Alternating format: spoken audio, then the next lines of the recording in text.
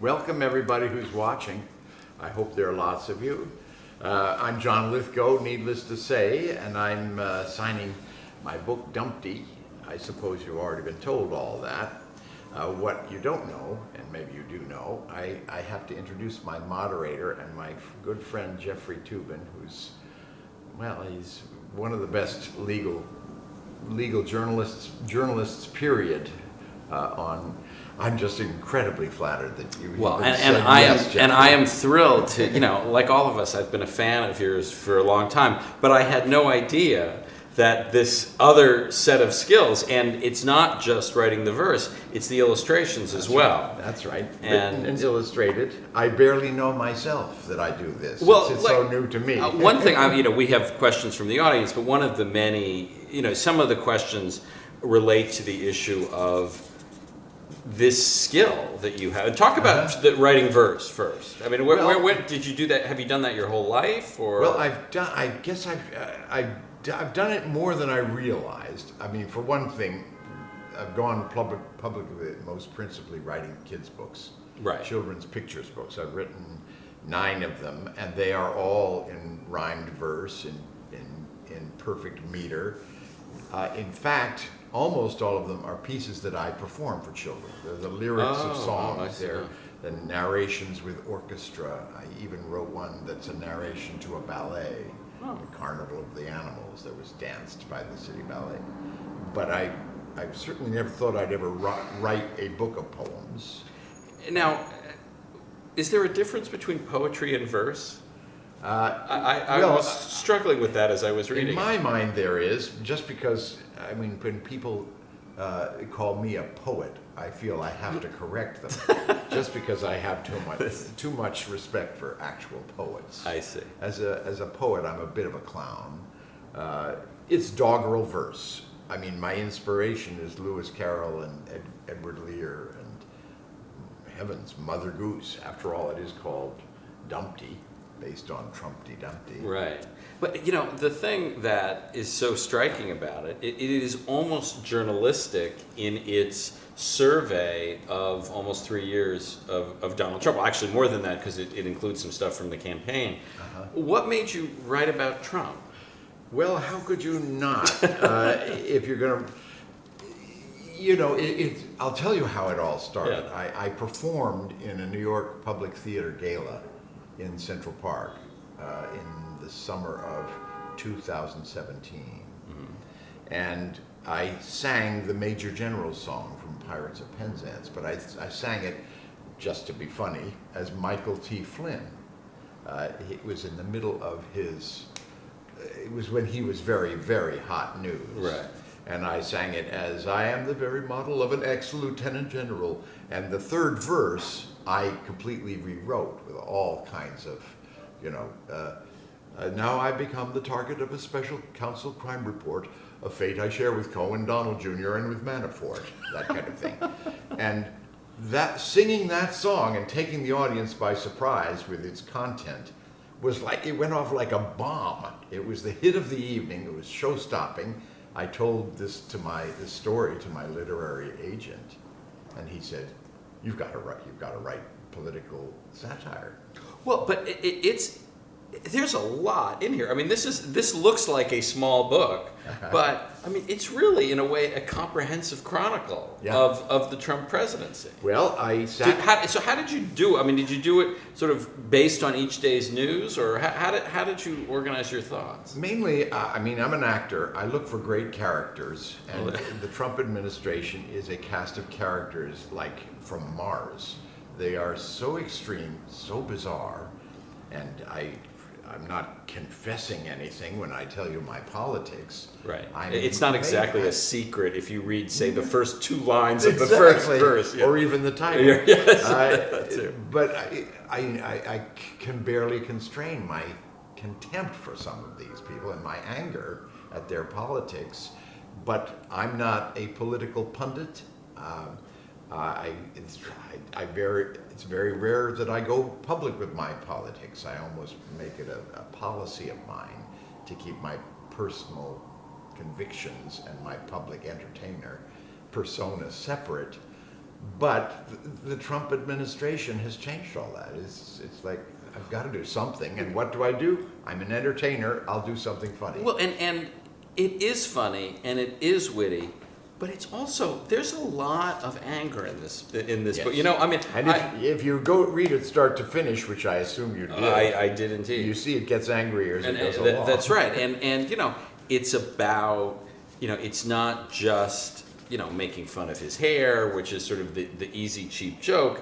It's about, you know, kids in cages. It's about, you know, the murder of, you know, the Saudi journalist Khashoggi. I mean, it's about, you know, some pretty dark subjects. Yeah, and it does get darker.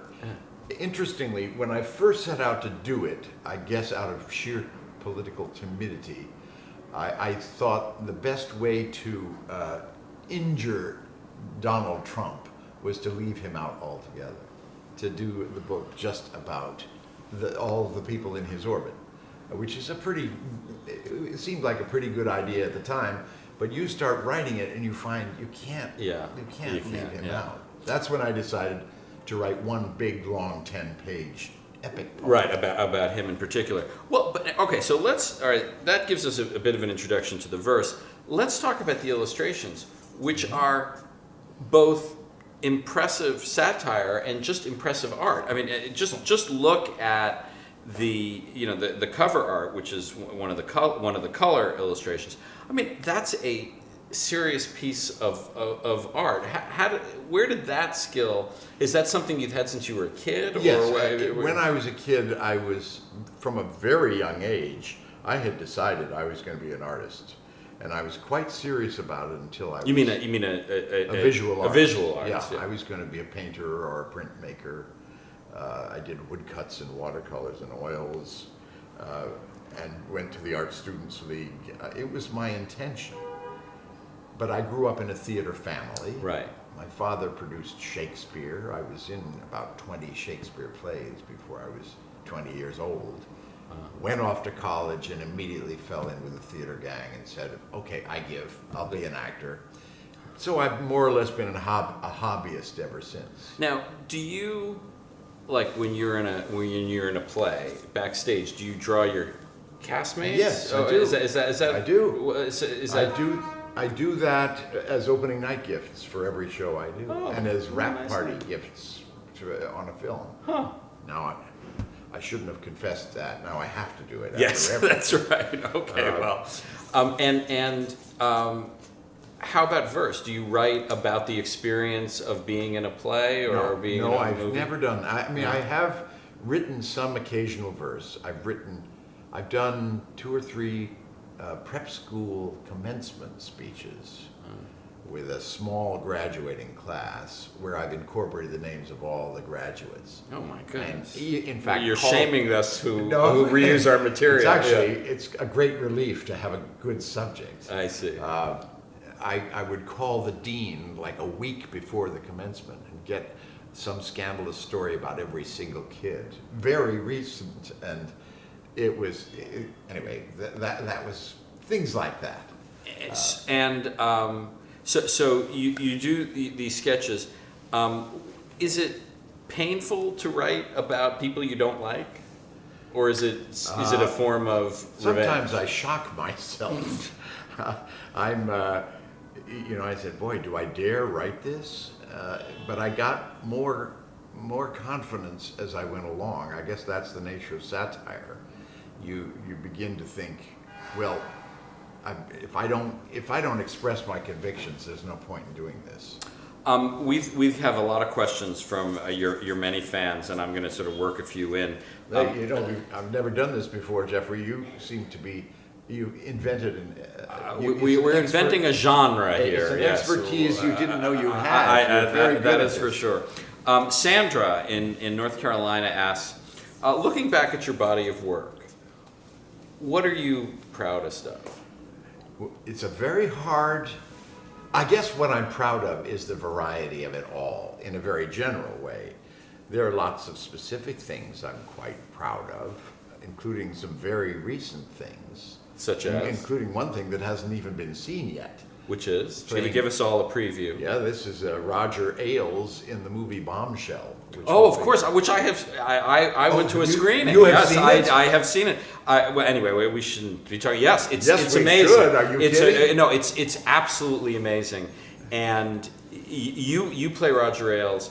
I mean, you talk about a dark character, and one of your lines, which it's like haunting, is "Give us a spin." Yeah. Where he's the women in his office, he's asking them to turn around, and it's one of those lines. I actually suggested that as the title for the film. So is that right? But I think Bombshell is better. And it's that line could be seen as relatively harmless, but in your mouth, in Roger Ailes' mouth, it's like a Me Too moment of the highest order. It's a very spooky thing. It's a great film. I think it's. And Charlize Theron looks so much like Megyn Kelly, what a great performance that is. Oh, I'm so glad. Your director, who's a friend of mine, did a screening for a bunch of people in the news business a while ago. It was about 3 or 4 months ago. Yeah, I think he told me about that. Yeah, it was really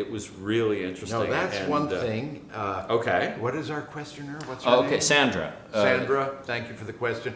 But Winston Churchill, very recently, I always invoke M. Butterfly on Broadway back in the 1980s as one of my proudest moments, just because it was the boldest leap of faith all of us ever took. Kate in Exeter, United Kingdom, asks about Third Rock, which, I mean, you've done a lot of Broadway, you've done a lot of movies, but Third Rock was a gigantic sitcom hit. I mean, yes. Would you say sort of more people saw you in that than basically anything else on a given night? I mean, on a given it's night, still in repeats all over the world. Yeah. And on a given night, more people saw it than have seen me in everything I've done on stage. Sure, right. It is a funny thing about mass media like that. It was a wonderful, wonderful time. 6 years of just laughing out of control with these marvelous people. I just did, I played Rudy Giuliani on the Colbert late night show 2 nights ago. A completely whack job, nutty performance of Rudy Giuliani. It's the first time since Third Rock from the Sun I've had that particular kind of fun. It's funny. I never associated the two of them together that much. Haley from Texas asks about rituals. It's like, for acting as long as you have, and as you point out, the variety of things you have, are there things you always do regardless of the part, or? No, basically I learn my lines, show up, and don't bump into the furniture. I have certain little tokens. I have a wonderful little Winston Churchill memorial coin that I keep in my pocket for awards shows. Oh, and it's like a good luck charm. Pretty well, you've won a lot of awards. Right? That's great. But no, not so much rituals. I'm quite relaxed as an actor. I'm not intense. I don't prepare. I usually take about 3 deep breaths before I walk on stage. But beyond that, I think maybe it's just out of pure longevity. I'm pretty relaxed about the whole process. This is a question that I have always wanted to ask sort of accomplished actors. Verlyn from Silver Spring, Maryland says chemo has damaged her ability to memorize. How do you remember so many lines? I mean, especially, I sit there and, we've all seen many productions of Hamlet or any Shakespeare play. And I remember in school, occasionally we would have to memorize poems, and I would suffer over memorizing 8 lines in a poet or a sonnet. One thing actors all have in common is that by and large they don't forget their lines. Yeah. And they may be lousy, but they by and large remember their lines. How does that work? Well, it's less of a mystery. If you absolutely had to do it, Jeffrey, you'd be able to rehearse for 4 weeks and remember an entire role. It's not that hard. When I did Third Rock for 6 years, and that was a very, very wordy show. A lot of speed yeah. and packed with dialogue, and I did figure out strategies for learning lines fast. It mainly had to do with an assistant sitting with me and reading my lines back to me, leaving a huge pause between every single word, including a, the, and and. Huh. And I would run the speech in the pauses. The longer the speech, the faster I'd have to go. Well, when I got to the end of the speech, I would have run it about 60 times, and I would know it by heart. It was a purely mechanical strategy that worked, because I had to. We only had days to do it. Yeah, I and they mean, were that's the thing about sitcoms. And they were constantly rewriting. Oh, on the So rewriting on the set too. Wow. Yeah, so I got very good at it. And my sympathy to the questioner, that you have had to undergo that, but my thoughts are with you.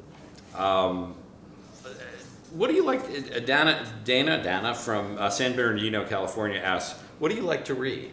What?" Well, these days I'm a total news junkie. I read You in the New Yorker regularly, for example. I read the opinion pages of The Guardian and the New York Times compulsively. But I'm a novel reader, principally. Really? I always have a novel cooking. And what do you have favorites, or do you have favorite genres? Do you read historical fiction? Do you read domestic dramas? Do you read mostly contemporary fiction? Contemporary fiction. And I have my favorite writers. In fact, some of them are friends of mine. Such as? Well, recently I've been reading Susan Orlean's wonderful book called The Library. About the library in Los Angeles. I have not. I read the excerpt. Marvelous I hear it's great. Oh gosh, what are some of my others? It's always tough to come up with this on Yeah, command. Anne Patchett has become a friend of mine, although I've never met her because we email each other. And her new novel, The Dutch House, is wonderful. Howard from Washington, D.C. says, "I've known you since we shared a stage at Highfield Theater in 1965. Why don't you start by what is Highfield Theater?" Well, in those days, it was the summer theater of the Oberlin Gilbert and Sullivan Society. At Oberlin College. Oberlin College. It was a bunch of Oberlin, mainly music conservatory students, right, would go down there to Cape Cod and perform light opera every summer. And I did about 6 Gilbert and Sullivan operettas. In fact, one of them was Pirates of Penzance. And thus Michael Flynn many years later. Connects. Howard asks, what was the change that brought you to do this? I mean, you've hardly. I mean, it's not like you'd slowed down the other part of your career, but I mean, and you have, you've had your own political views, but I certainly would. There are a lot of actors who are very openly political and have been for many years. Your George Clooney's or Susan Sarandon or Bruce Springsteen in the music world. But you're not one of them. No. And what was it really just Trump that moved you into a different category? Well, I guess so. The first time I ever hit the hustings and actively campaigned for anyone, it was for Hillary in the fall of 2016, the summer, I guess, in Ohio. I guess it is Trump who sort of dragged me into the public arena. I just had this sense that if Trump is elected and I have done absolutely nothing on behalf of Hillary, I will be so angry at myself. And so I went out there and gave speeches in my home state of Ohio. Yeah, well, you have several home states because you were at Princeton, growing up at Princeton for a while. Yes, I went to 8 different public schools in 8 different places. Do you think that contributed to your desire to perform, or the way of making new friends? I think it contributed to my skills, for sure. I knew halfway through high school I was either going to be an actor or a politician, because I was constantly moving into a situation where I had to connect with people. just to save myself. And the last time we moved, I arrived in Princeton, New Jersey, and went to Princeton High School at the start of 11th grade. And 4 months later, I was elected president of the student council. That's charisma. That's impressive. Right. Renee in New Mexico says, do you realize that with this book you are keeping us laughing rather than crying, grounded in humor and hopeful that we will survive this man's presidency? Well, is that a conscious thing? Do you think, I don't want to be trite like laughter is the best medicine, but do you think laughter helps you survive a difficult political period? desperately. And Yeah. I think these times have created some fantastic comedy. I mean, my heroes these days are Stephen Colbert, John Oliver, Samantha Bee, Trevor Noah, Bill Maher, even Jimmy Fallon and Jimmy Kimmel, who are sort of the more popular entertainments of Right. late night television. There is no better subject than the Trump administration for comedy. Just because the stakes are so high, the emotions are so strong. Comedy is supercharged at moments like that. Jill from Melbourne Beach, Florida, and Daniel from Conway, South Carolina, both talk about your Rudy. Say you were amazing I'm as telling Rudy. you, Jeffrey, you've got to see I will. Do you do you worry that making bad people funny diminishes their badness? Do you worry that this often comes up, and I don't mean to compare the two, but can you do comedy about the Holocaust? Now, we are very far from the Holocaust, but the element of do you want to laugh or cry, or how do you think about that? I think about it a lot, as I'm sure you do. Does comedy normalize an appalling situation? And I can't give a definitive answer to that, but I do think we are learning an enormous amount of news every night on these comedy programs. It's exploding exactly what's going on. The Ukraine story of the last 2 or 3 weeks, we have learned every single appalling detail that has come out has been made into an explosive joke, and therefore, so nobody can miss it. It is extraordinary, and I'm definitely on the side of like pro humor, if for no other reason than that's how people absorb things, and when you think about it, rhymes stick in your brain like an earworm. I mean, the fun of rhyming Elliot Broidy with Schadenfreude. Elliot Broidy, another deeply obscure figure from the early Trump era. Lest we forget. Of course, I know who they are, but I mean, one of the joys of reading Dumpty, which I hope you all do, is that there are names in there from minor Trump scandals. Mira Ricardel. Mira Ricardel. I actually underlined that one too. Yes. The deputy national security advisor who made the terrible mistake of running afoul of Melania Trump, who is not known as a tough bureaucratic infighter, but obviously I think I have to read a little bit. You know what? In fact, that's something I wanted to do. Let's read a couple. With my copy, did I leave it up there? Here we go. This is since we've mentioned Mira Ricardel. She's actually not mentioned in the poem, just in the little information at the end.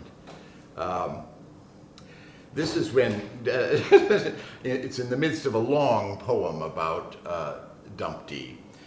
When he's having a very, very bad week and everything is frustrating. So here's a little section of the poem. How is he going to cheer himself up? One diversion remained as an apt last resort. He could fire an official, if only for sport. But while cheerfully weighing which victim to choose, his contentment was shaken by late-breaking news.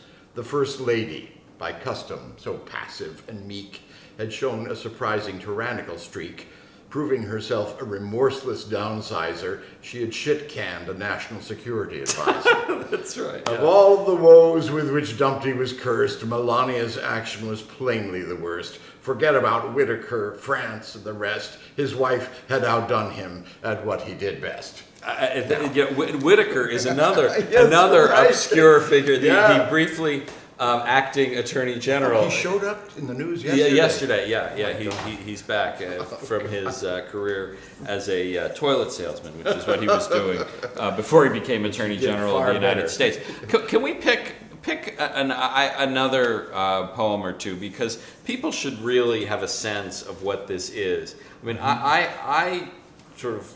I mean, I like them all, but towards the end. Do you have a request? Well, the one about the Khashoggi and the sort of the various Rankadank, isn't that Rankadank? Yes.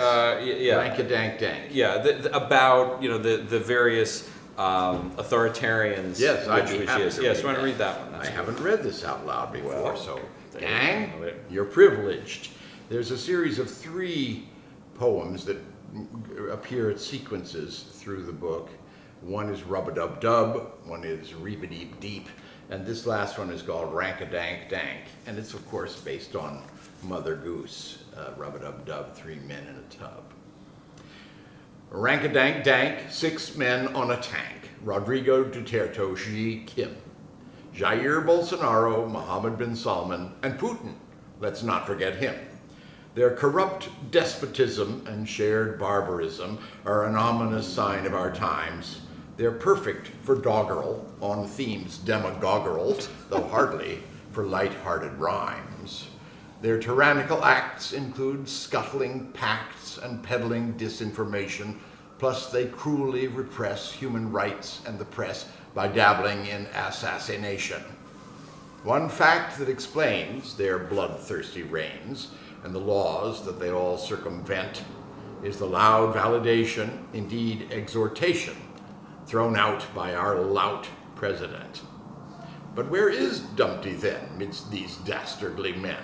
He's there, but he's hidden inside. Though at driving a tank, his skills are a blank, he's taking them all for a ride. Rankadank Dank, 6 men on a tank, Xi, Putin, and Kim, to be sure, Duterte, bin Salman, Jair Bolsonaro, and Dumpty, their hired chauffeur. And here's the little picture of a tank with all those appalling men sitting on the gun barrel, and there's Dumpty driving the tank. I mean that poem is funny, but it's also dark about some really appalling people. Joachim, I guess that's how it's pronounced. From I can't even pronounce where he or she is from. Where do you think? Here, John, look at that. Joachim Bromoya Skane. Bromoya Skane. Joachim. I suppose that's a Scandinavian. Some sort of Scandinavian name? Well, we're trying to answer your question. Okay. We've talked about your mindset in writing this verse. Is it ever hard to write to prepare for a role for someone who's like a terrible person? That you don't? Do you mind doing that? No, not at all. I find it fascinating. I mean, I'm in the empathy business, and that means trying to connect with another person's feelings. And I see playing a villain as a complex and fascinating challenge. You don't mind playing villains? Oh, not at all. Yeah. They're fascinating to me. Yeah. Because they don't consider themselves villains. They don't think they're doing bad. Sometimes they're in the grips of a compulsion, but often they don't even want to have that compulsion. There's the strains of remorse and shame that run through evil doing. That's a really interesting subject for playing a role. I try to start from a core of insecurity, finding out what the insecurity is and where all the behavior grows from.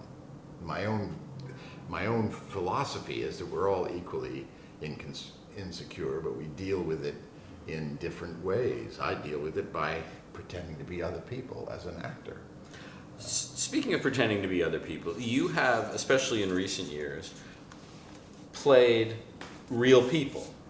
Winston Churchill on The Crown, Bill Clinton on, Yes. on Broadway. What's the difference preparing for a role that is an invented character and someone who is, particularly someone like Churchill or Clinton, whom we all have pictures in our heads of the real person? Well, I mean, every case is extremely different. I mean, Roger Ailes, I made every effort to create a authentic, persuasive Roger Ailes. Rudy Giuliani, 2 nights ago, it's an entirely different challenge. Right. That was just to be as wild and hilarious as I could possibly be. It was very interesting playing Bill Clinton, because that was in a wonderful play by Lucas Nath that I did on Broadway last year with Laurie Metcalf, in which even in the stage directions we were instructed to make no effort whatsoever to imitate these people. And it was very liberating, because it was, in a sense, it was an even more provocative play, or we reached the audience more effortlessly, because it was not a factor how much we resembled them. Physically or otherwise. I mean, you don't look like Bill Clinton particularly. And I made no effort.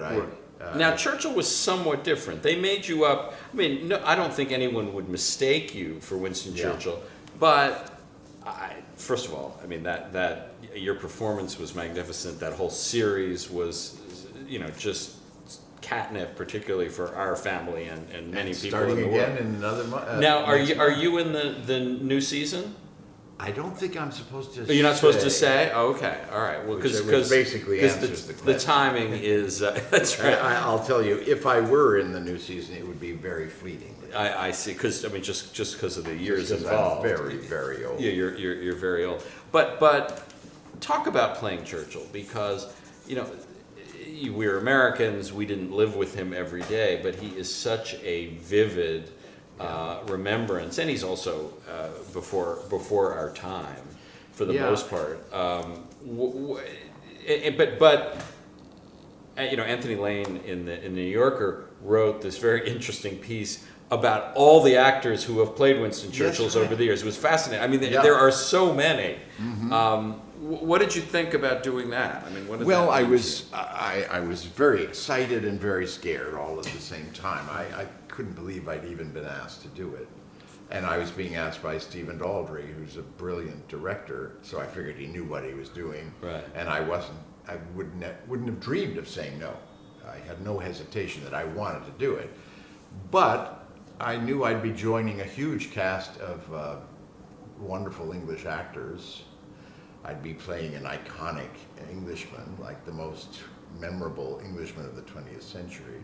My friend Nicholas Heitner of the National Theatre said, "You should know, if you accept this role, you're going to have a target on your back. Every major actor in London will have a contract." Right, of course. That first of all, that anyone got the role, but Yes. that they gave it to an American. I know.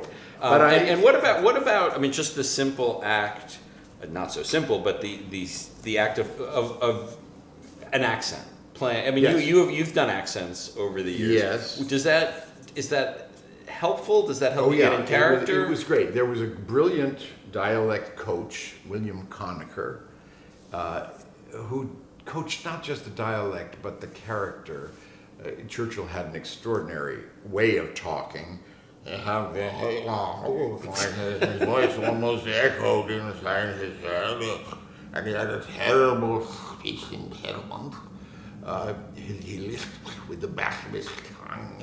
It was an extraordinarily garbled, and we did what we could to duplicate that. Did you go on YouTube and listen to Churchill talking? Sure. And then try to get. No, there's no duplicating him. I mean, you just, in a way, it was a sense of just creating the essence of the man without trying to duplicate him, because you try to duplicate him and you're bound to fall short. And I have to say, all those Englishmen I was so afraid of, they had more confidence in me than I had in myself. Well, they were incredibly welcoming. It's did you shoot that in London? Was Yeah. it mostly in London? Yeah, all different parts of London. Sometimes we went to distant places like Winchester and Brighton. Of course, they went up to Scotland. Oh right, I those didn't those get to great go. They those went great down to- scenes with the Yeah. young Charles learning to fly the plane Yeah. in Scotland, that horrible boarding school he went to. But I did not get to go to South Africa. They went Oh, there that's too. right. Yes, yeah. Do you is that part of the appeal of acting, to just go away somewhere, or is that a drag? Oh no, you have to embrace the unpredictability rather than fear it, because in any given moment, you do not know what the next year will bring. It may be Right. you may have no work at all, Right. or you may be taken to 3 far-flung places. I think of you as one of the hardest working and most employed actors I know. Have you had periods when you have not had a lot of work? I did when I was starting. When you were young, I mean, I guess that's... I had a real struggle getting into the inner circle of hireable actors in New York. But when I You were trying to be a stage actor. Yes. It's interesting story that I was actually doing fairly well as a stage director. Oh, really? But I couldn't get hired as an actor. And I didn't really want to be a director. I wanted to be an actor, or at least succeed at it for a while. So what was your break? My break was the American premiere of a terrific English play at the Long Wharf Theater up in New Haven.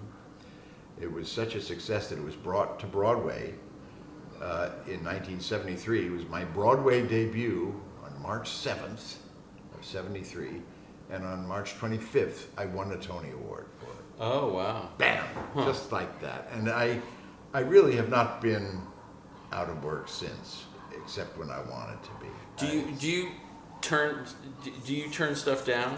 Oh gosh, yes. What's that like? Well, often you have to choose between 2 things. Right, they're going to be And- shot at the same yeah, time. and I long ago developed a motto: at such moments, don't worry. Whatever choice you make is sure to be the wrong one.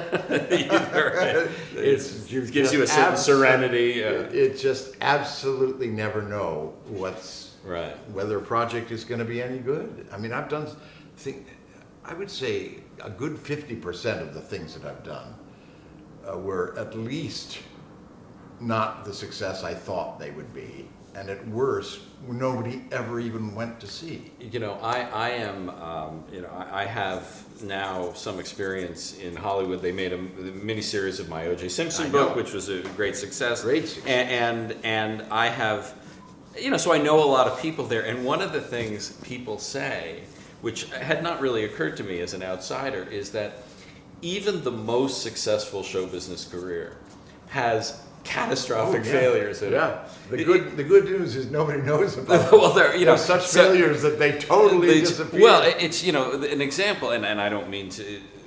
This is hardly an insult, but Steven Spielberg is probably the most successful director of all time. Mm-hmm. If you look at box office grosses or whatever, if you look at his list of films, there are some that really did poorly, and it's just I guess that's something you have to achieve. A certain level of equanimity about that. I mean, I could give you a list of 5 or 6 absolutely horrible movies that did not work at all, but I won't. That's right. Yeah. Now, when I think in preparing to come here, when I thought about the first time I was sort of aware of you as an actor, I think of The World According to Garth, and that was in the 80s. 82. 82. So you were pretty young.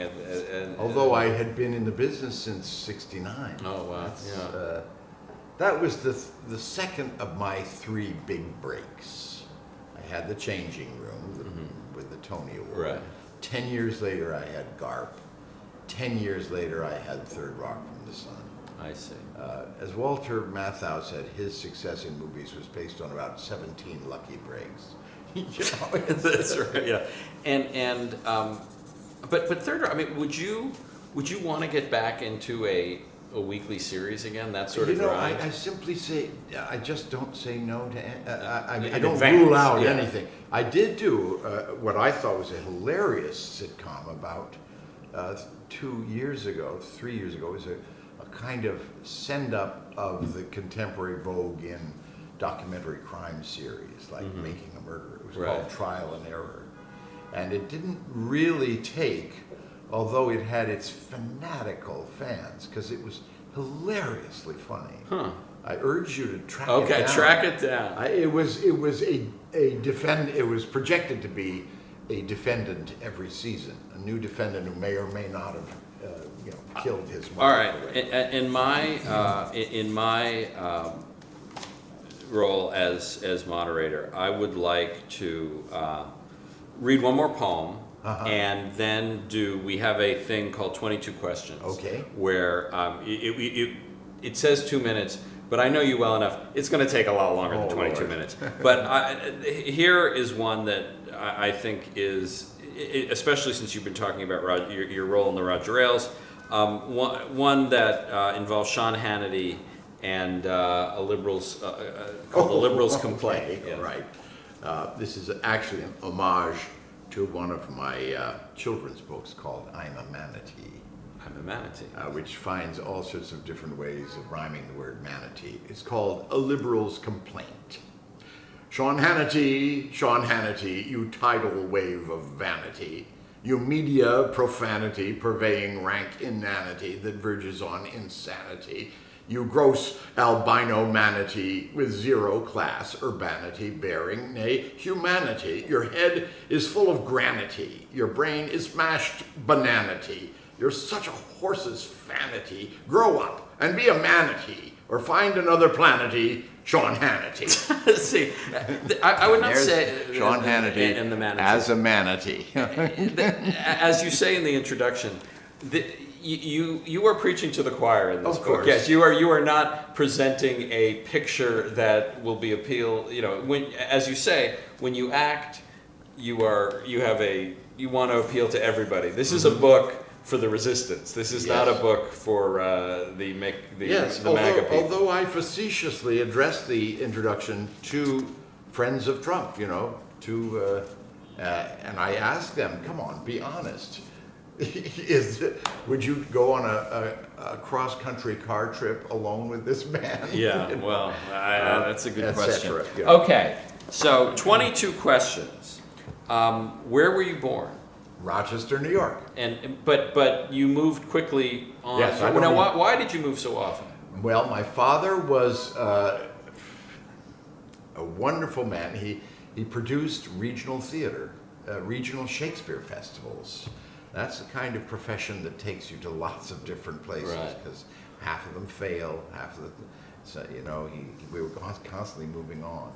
We started in Rochester, and I was gone within 2 years. Regional Shakespeare is one of the glories of America. Yeah. Still, one of the best Shakespeare productions I ever saw was in a national park. I think it was Yellowstone. There were probably about 200-300 people in the audience, and it was just magnificent. And Shakespeare.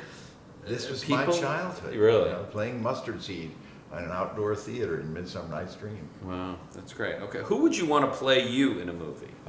Ryan Gosling. Of course. Well, you look so much alike. The young me, in any case. Younger, you're still young. Yes. What was your first job? My first job was playing one of Nora's children in A Doll's House, with my father playing Torvald. So your dad acted as well? He acted as well. I was only 2 years old. I have no memory of it whatsoever, but I'm told I was very good. I'm certain that's the case. What is your biggest fear? Ooh, boy. I think bad things happening to my children. Even though that's not really a realistic fear. Well, it's certainly a one. Who makes you laugh the most? These days, Stephen Colbert. It's just kills me. Have you always liked sort of topical humor, or as opposed to say slapstick? I'll tell you that the hardest I have ever laughed at a live performance was watching Steve Martin in a comedy club in San Francisco in 1975, just before he hit huge. I've never seen anything, and there's nothing political about that. Right. It was the new irony of course, but it was like a comedy that I'd never seen. Yeah, I in that period, well, it was a little later. I had his records. Yeah. You know, when everybody knows what a record is, you can Google it. And I had his records, and I remember sort of wearing them out. Funny, the thing I remember laughing the hardest at, like where I couldn't breathe, was I got a DVD, also an archaic reference, of the British Office. The British, oh my God. With Ricky Gervais. With Ricky Gervais. Oh my God. And also, it's so dark. Very dark. But People, don't you love comedy that dares to go these places? These hopeless, angry people. What is the one thing you need to have in your fridge at all times? Milk. Milk? Yeah. Can we come up with something a little more interesting? Well, that's the basic. All right, milk and oranges to squeeze in the morning. And you squeeze. You don't like do the Tropicana thing. No, okay. Squeeze. What is your greatest accomplishment? Oh, I think my family. Yeah, to have and my marriage of 38 years. That's a good thing. Who is the most interesting person you met recently? Jeffrey Tubin. Yeah, That's not that true. was a totally pandering response, not which true, I appreciate. We've known each other for a while. some time. Yeah, so that's true. What was the most interesting recent person I've met? Have you known Colbert for a while? I've done his show quite a bit. I see. Yeah. I've done lots of wonderful shtick on his show. I don't know whether you ever saw me reading Newt Gingrich press release years ago. Was that on this show or the Colbert Report? It was on the old Colbert Report. Yeah, I sadly I was the legal analyst on the Colbert Report, really? So I was on that show a lot. Yeah, I remember that.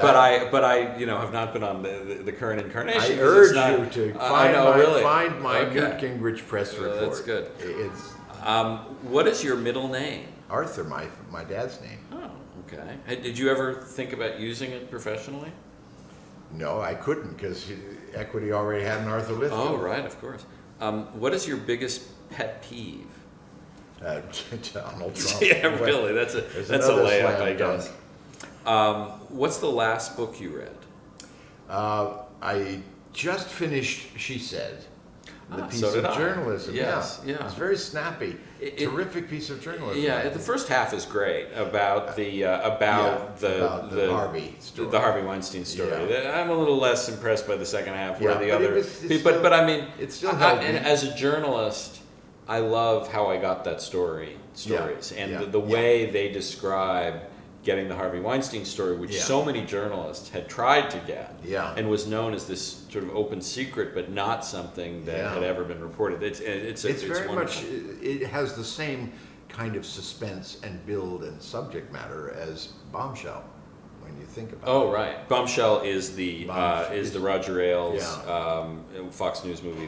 When is it coming out? December 20th. December 20th, Christmassy. Yeah. What is your favorite hobby? As I said, I wanted to be a painter. Painting is now my hobby, and that's in Dumpty, they are. I should be signing. By and large, drawings, not paintings. Yeah. Although the one on the cover is, I assume that's a painting. This is a watercolor painting. Yeah. Actually, I did an op-ed in the New York Times last week. Did you see it? I think I did, but refresh my memory. It was called a one-star review for Donald Trump or something. They made up the headline, but it was about Trump as an entertainer. It was called, their whole byline on it was, Trump is a bad president. He's an even worse entertainer. And why do you think he's a bad entertainer? Well, in fact, it's a complicated question because obviously he wildly entertains lots of people. Right. But but also, in fairness, he entertains a lot of people who don't like him. I mean, they find him compelling. Well, yes, I wouldn't exactly call him entertainment for the liberal resistance, but you're right. We can't stop watching. Right. But purely in terms of a sense of humor, a sense of wit, of delivery, of irony, of self-awareness, he has none of those skills. You know, speaking of which, one of the things that has been pointed out to me, there is basically no video in existence of Donald Trump laughing. Yes, it's which sinister. When you think about that, I mean, think about how much he has been on video. Yeah. And what is involved I think in never laughing. I do think in the little snippet of video of Jeffrey Epstein and Trump walking into a party, he laughs. He blithely laughs at something Jeffrey Epstein has said. Okay, Now that's a little that? of all times. QED. Yeah, right. Yes. Well, this is a. What is? Did I ask you? What is your guilty pleasure? Do you have? Watching myself on Third Rock from the Sun. Do you really? you like watch the old? I haven't done it for a while, but whenever but sometimes I Cue seek it up. it out and Oh, cue that's it good up. for you. I just think that show was so brilliant and funny, and still is.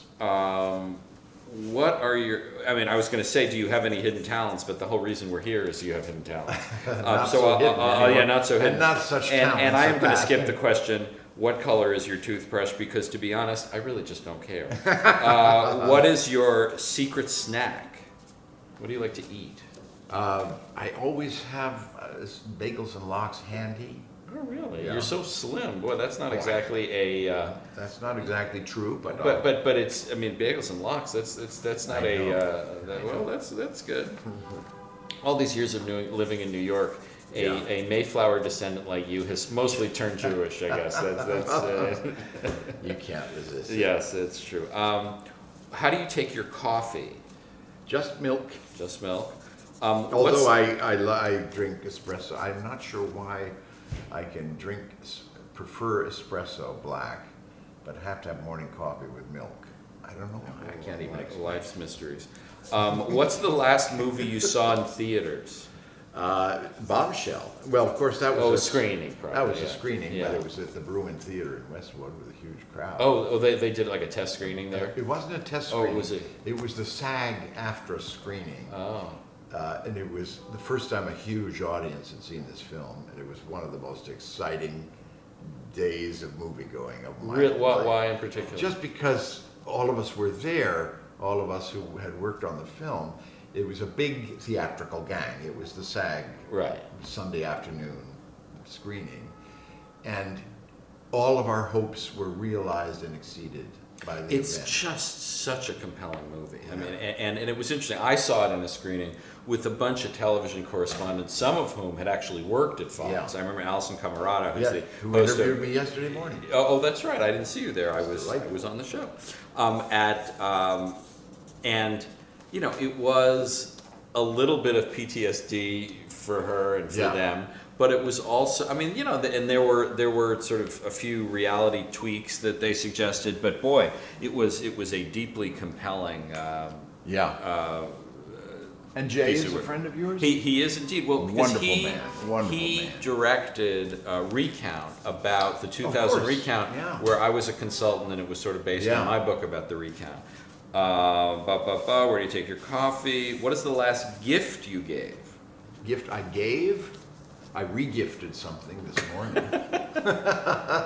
I won't make you disclose that. No, it's perfectly fine. I have nothing to hide. I was given a tin of very expensive caviar at our book party for Dumpty 2 nights ago. And my wife and I are getting on a plane to LA, so rather than schlep the caviar with us, I re-gifted it to Mary's best friend. Well, and I'm sure she appreciated it. What cause is dear to your heart? I know, for example, we are both Harvard graduates, and you have done a lot of service to Harvard over the years. Mm-hmm. What are some of the causes that you have supported over the years? I would say my great passion is arts education for children. Right. I mean, public education in a broader sense, but getting the arts back into the kids' curriculum. I just think it's so important, and it's so neglected as an issue. What is number one on your bucket list? Is there something you haven't done that you're dying to do? Number one on my bucket list. I don't know. I don't. You don't think that way? I don't really think that way, mainly because life has been providing me with such fabulous surprises, which when they happen, I ask myself, why isn't this something that I always wanted to do. You know? Is there a place that you would like to go that you have not been? There are plenty of places I'd love to go. Such as? Well, I'm about to start a TV series, which is sold for 3 seasons. Wow. And it'll shoot in Los Angeles, but every spring, 6 weeks of the shooting period will be in Morocco. Wow. And I've never been there. And I think it's one of the reasons why I took the job. Wow, 3 seasons. Well, I'd love to go to Japan. My wife just went to a conference in Kyoto, and I was very jealous that I couldn't go because I was working. That's great. But I haven't done, I've done a good deal of traveling because of the movie business, but not as much as I like. Well, we are now out of time, and I am so grateful for the opportunity to talk to you about Dumpty. You know, we are good friends, but this is by far the longest conversation Well, listen, we've ever had. in modern life, the opportunity to talk to someone for an hour straight is fairly. And I learned all kinds of things. This was all great. you Facebook fans, we owe you a debt of gratitude. Indeed. I hope you've enjoyed it. So don't forget to buy Dumpty. That's right. why we're here. Otherwise, why have we wasted our time? Oh yes, let's give the URL premiercollectibles.com/Dumpty. Premier Collectible, and you can get a signed copy. Oh, that's right. If you go to that link, premiercollectibles.com Dumpty, and you will get a John Lithgow autograph. And you have even witnessed it happen. Yeah, it's a privilege. All righty, man. Jeffrey, thanks. this was so much fun. I knew it would be, and it was. Yes.